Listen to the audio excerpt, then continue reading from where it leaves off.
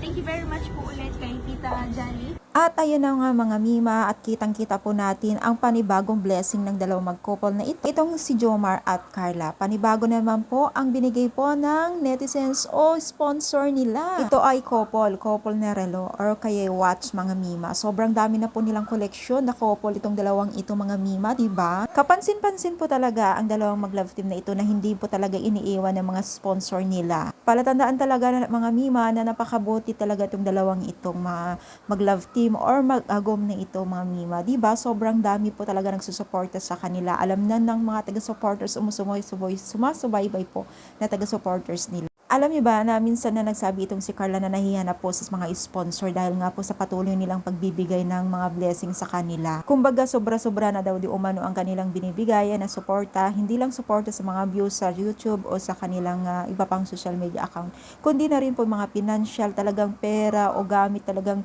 umuusbong po yung pagbibigay nila kila Carla at itong si Jomar.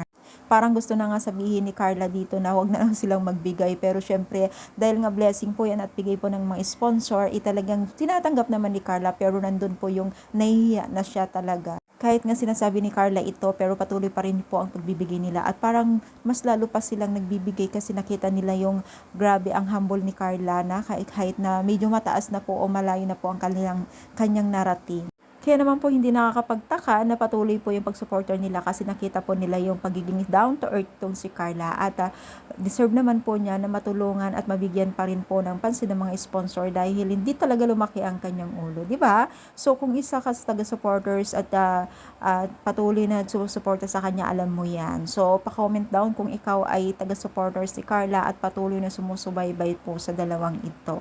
Syempre, pa-like and share na rin po ang ating video.